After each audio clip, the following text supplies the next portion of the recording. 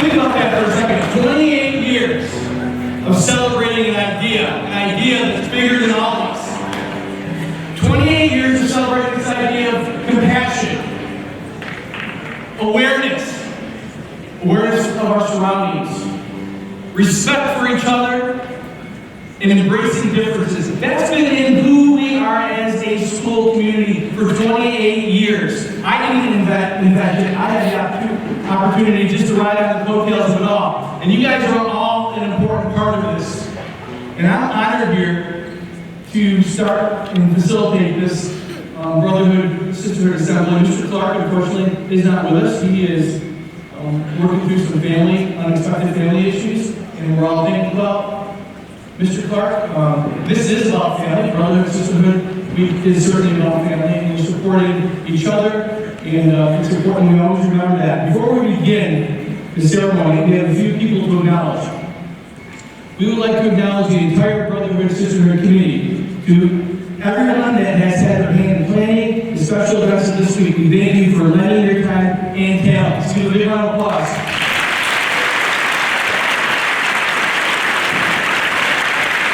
This is my 9th year as superintendent, and again, Brotherhood and Sisterhood Week has always been a part of who we are as a community. However, I am so proud that we are now doing Brotherhood Sisterhood Week in all of our buildings, as some of you are experiencing, or some of your brothers and sisters who are experiencing. All of our students and people who are part of our Fairport family are experiencing Brotherhood and Sisterhood Week. So a big heartfelt thank you to them. I would like to thank your amazing staff here. Give the staff here a big round of applause.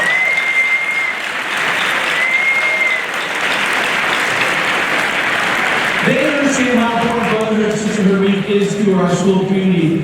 Lots of sacrifice, lots of learning to do, but they also understand that this is the most important learning. Making sure that we treat each other as a Fairport family and that we live and work and celebrate the values of care. Lastly, we welcome our special guests that are here this morning to support our honored speakers.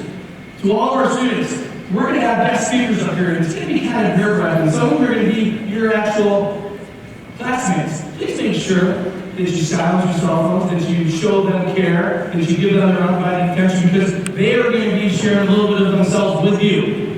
And it takes this type of cooperation, this type of community gathering, this family feeling of giving our guests your undivided attention.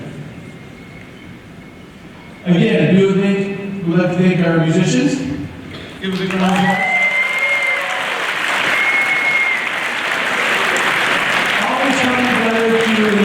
Experiences. And now I would like to welcome Mr. Jake Fix. We're going to do the roads. Yeah, I'm new.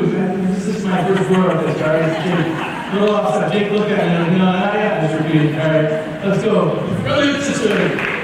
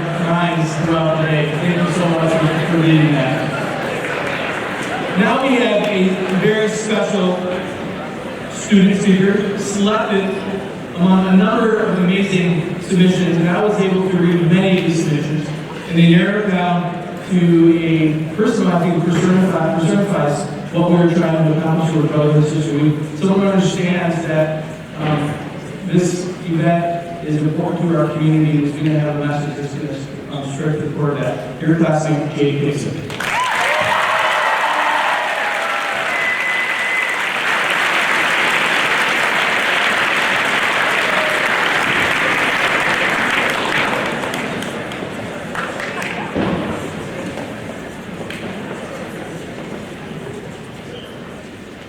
Mr. Black, Mr. Provenzano, and hello everybody.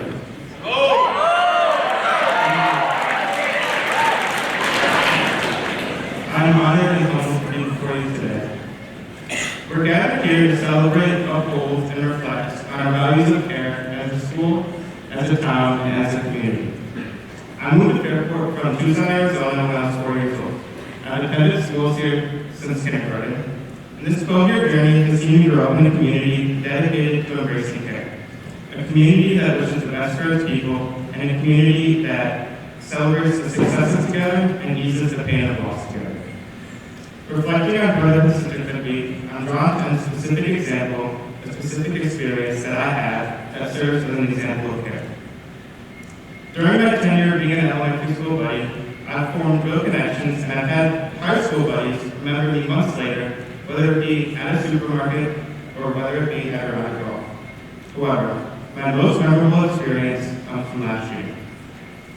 As a junior, my second period history class was assigned a classroom at Jefferson Avenue Elementary School. We get to the classroom, we do our introductions, and then we end up sitting at these second grade size tables. It ends up being 4 people at this one table. Me, my buddy, my friend, my good friend, and my friend's buddy. So the 4 of us are having a good time. We do this like mandatory conversation activity, get to know you activity. And then we start playing with Legos. We play with Legos and we start building Lego ships, Lego rocket ships, and then we start doing a competition to see who can build the taller tower with Legos. And me and my buddy are very well outdoing my good friend and his buddy. And then my friend's buddy puts his tower down. Now the conversation between the 4 of us becomes silent. Between me, my buddy, my friend's buddy, and my friend, nobody is talking. He puts his tower down, and it's quiet for a couple seconds, and then he looks at me straight in the eye. This is something I will never forget. He looks me straight in the eye. He points to his skin. He points to his hair. And he says, "Wow, you're like me. There's not a lot of us here." He says, "Wow, you're like me. There's not a lot of us here." In this simple, striking interaction between a 7-year-old and a 16-year-old, and as we turn to embrace care, not just this week, but throughout our everyday lives, let us remember a couple of things. Number 1, the embracing of others is extremely powerful. The memory of the interaction I had with a 2nd grader, someone who wasn't even my own buddy, in 2 different generations, 2 different schools, will last both of us a lifetime. It serves as a testament to the power of connections. When we interact with people around us and share our experiences, that's how we grow. We don't have to agree on everything, and believe me, we won't. But the struggle and the discomfort in seeing someone else's point of view is the solution to many of today's problems. Now I'll give you a very, very personal example. A lot of people like cheese on their burgers. Now, if you know me, I definitely do not. And I've had arguments that have lasted roughly an hour on people debating about whether cheese belongs on a beef burger or not. Now, in that argument, I've come to a discomfort, and I've gained respect for their point of view. While I certainly don't agree with it, and I probably never will, I've agreed to respect their opinion, even though I don't agree with it. Now, on a much more serious note, that disagreement and discomfort that it brings up for me is how we can solve a lot of problems on a broader, more societal scale. It's how we can help solve our country's problem of political polarization, using the line of reasoning that through dialogue, we're much more alike than we are different. It's how we can solve these isms and phobias that continue to plague our society well into the 21st century. Because the more we share and listen, the more we understand, and the better we are because of it. Dialogue, and more importantly, uncomfortable dialogue, is key to moving forward and bridging divisiveness. The second thing that we need to remember out of this interaction is that nothing is perfect. The fact that it took almost 3 years in school, for my friend's buddy to connect with another person of color isn't perfect. If we truly dream of being this community on a hill, this image of hope, and this burning beacon of light, we have to do better. We must do so with perfection in mind, but also the realistic, tangible, feasible goal of continual improvement. Part of what makes us human is our tendency to make mistakes. However, how we respond to mistakes and how we grow from them is key to that tangible goal of continuous improvement. On a micro scale, this comes down to how we interact with people around us. Through our actions with our people around us, we have the power to make today better, more inclusive, more compassionate, more understanding, and filling our interactions with more respect. Tomorrow, using those steps becomes even better. The day after that, even better. These days will turn into months, that will turn into years, that will turn into a future that is more bright and more equitable for everyone. A future that seeks to unite rather than destroy. A future that views differences as strengths and not as weaknesses. And a future that we can be proud of to pass on to our children. And most importantly, a future not with the constraint of perfection, but with the goal of always being better. Thank you.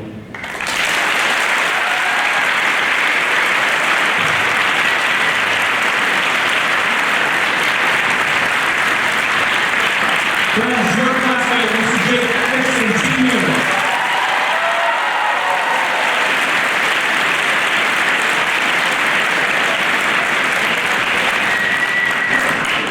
Thank you, Jake, for sharing your story and sharing a little bit about what's inside your heart. Words of wisdom that definitely capture the essence of what Brotherhood and Sisterhood is about. Our next speaker is one of our math teachers and the varsity baseball coach. As a graduate of Fairport and a member of the first kindergarten classes to experience this event, he is someone who truly understands the impact of Brotherhood and Sisterhood as a student, teacher, coach, and a proud Fairport High School class of 09 graduate, Mr. Karen Murphy. Please welcome Mr.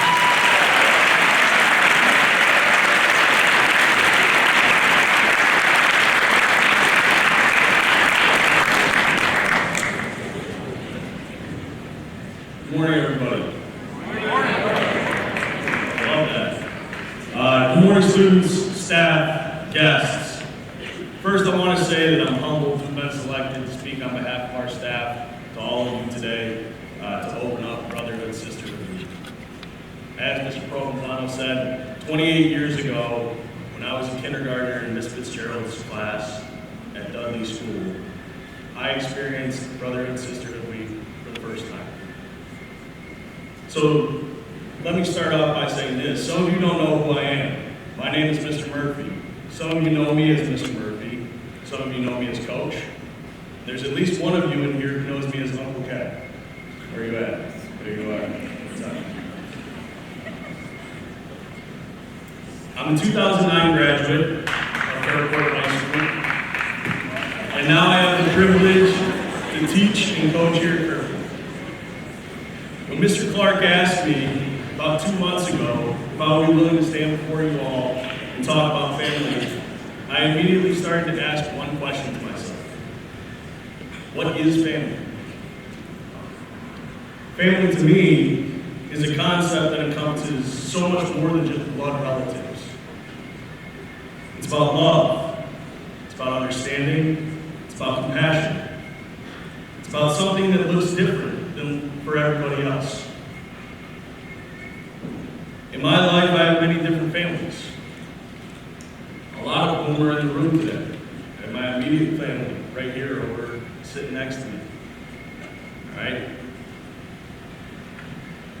But when we think of our traditional family, many of us envision the traditional idea of a parent, siblings, and while that's crucial to recognize, what's even more crucial is to recognize the family that extends beyond this narrow focus.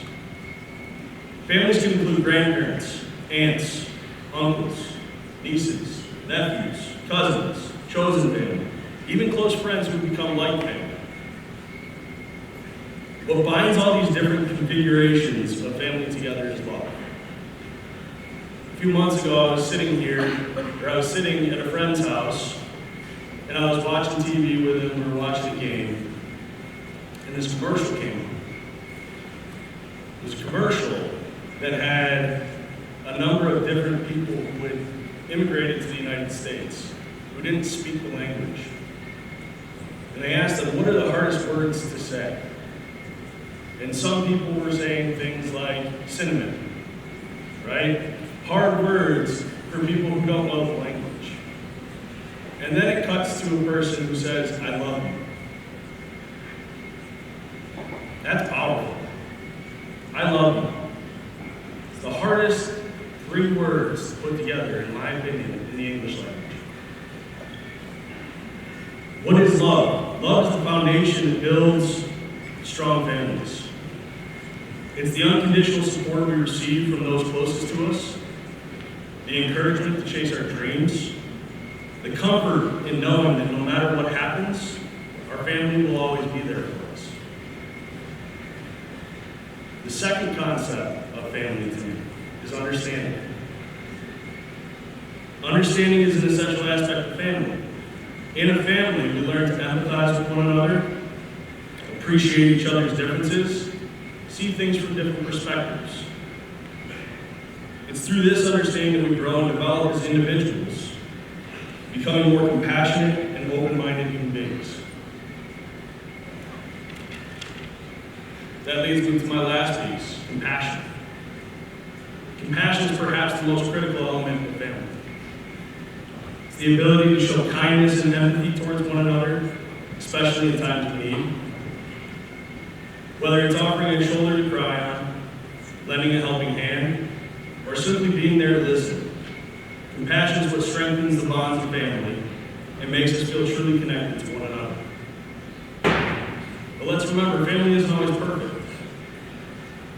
We all have disagreements, arguments, and moments of tension.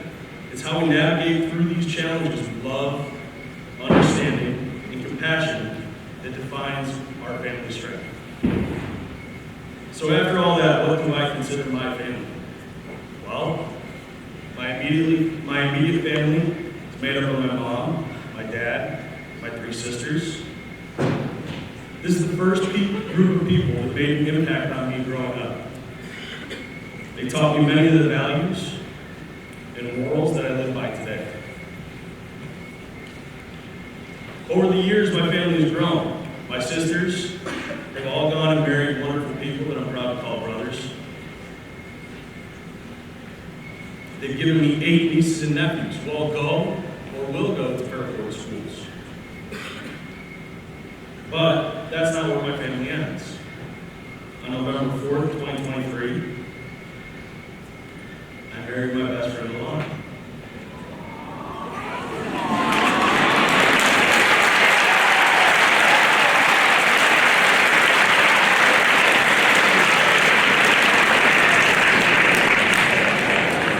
I can't wait to see what our future holds. But again, that does not give the entire picture of my family. My family includes people who are not related to me through blood. There's my dog, Hank. Coach Frost and his wife, Annalise, their son, Ty, who's my wife and I's godson. Brotherhood baseball program, especially the senior class. My co-workers in the math department, and of course the Brotherhood community. A place that when my wife looked at me 5 years ago when we started to look for houses, she said, where do you want to live? and my only response was, I have one request. It has to be in her.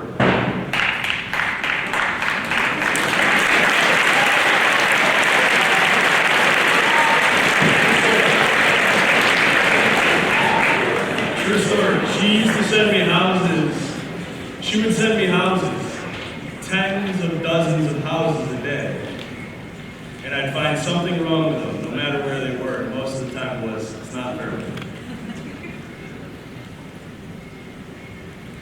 But let me leave you with this. As we go about our days here, let's lead with love. Let's treat each other with kindness and respect, recognizing that we are all part of a larger family, this school community. Let's embrace our differences, celebrate the diversity that makes each of us unique. And let's remember that family is not just about the people we are related to by blood, but also about the relationships we cultivate through love, understanding, and compassion. So let's cherish those relationships, let's nurture them, and let them serve as a source of strength and support as we navigate through life together. Thank you.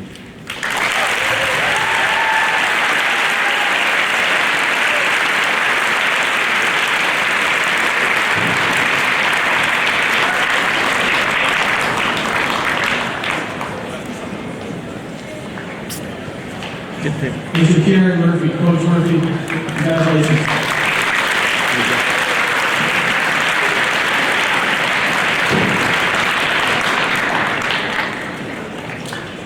Yeah, we're going to play a little brother and sister song.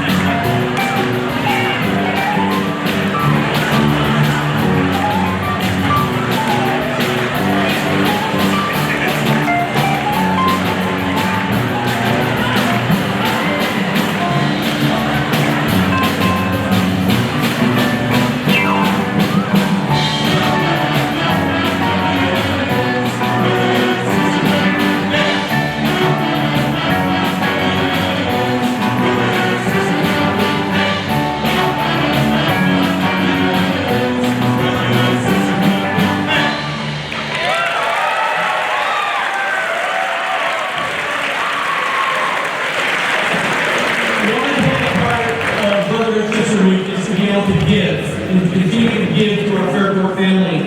Each year, our partners at Crazy Dog once again sponsored our Make a Difference campaign. They printed and donated all of the Brotherhood, Sisterhood t-shirts. Their generosity has profoundly impacted the Fairport family in so many ways over the year. We're thankful for their amazing partnership. Again, a community-based organization Their job is to make profit, to make money, so that they give back to our community. And this year, we raised over $2,000 to give to our Joy Fund. Our Joy Fund is a community, a group that meets periodically, and they give back to the community and give back to community members who are in need. So I'm really proud to be a part of that. If you're a part of the Joy Fund, please just raise your hand really quick. And I know we have some committee members out there. Give them a big round of applause.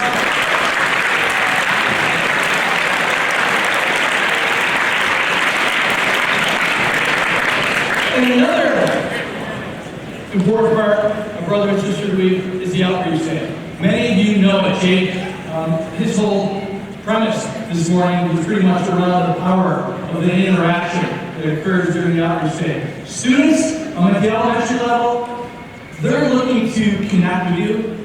They're looking for you to be positive role models. And I guarantee you, when you do your end of the year survey and you speak as seniors as you're exiting, you're going to say outreach day was an important part of your experience. So I know that you will represent, you will take Brotherhood Sisterhood Week seriously. You will model the importance of outreach day, those interactions, those connections. Again, just so they can experience the same joy and the same power and the same interactions that Jake expressed this morning. Let's give it up for our speakers.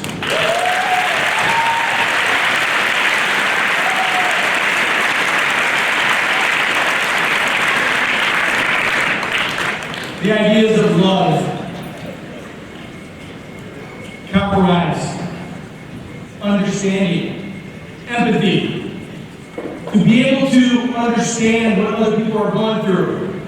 I guarantee you, when you leave Fairport Central Schools, and I think Mr. Murphy said it perfectly, we're not perfect, man. We fall down, we struggle, there's problems sometimes, there's conflicts that sometimes occur, it's uneven, it's not perfect. Families do one thing at the end of the day, we come together. We understand. We love. We pick each other up. We care. And when you leave Fairport schools, or even if you go around the county and say, hey, I'm from Fairport, you get the double clutch. Because people know that something special is happening here.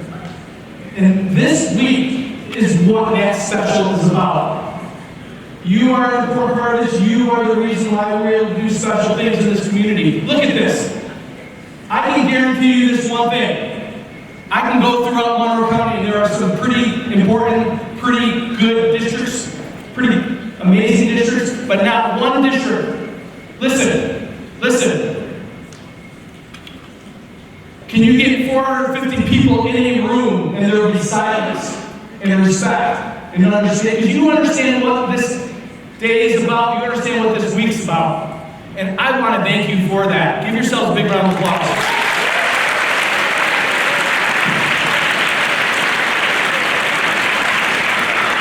Please enjoy the week. There's lots of things to celebrate. Brotherhood Sister Week is important to who we are, and thank you for being an important part of it. I am going to thank you. Give a big round of applause for each other again.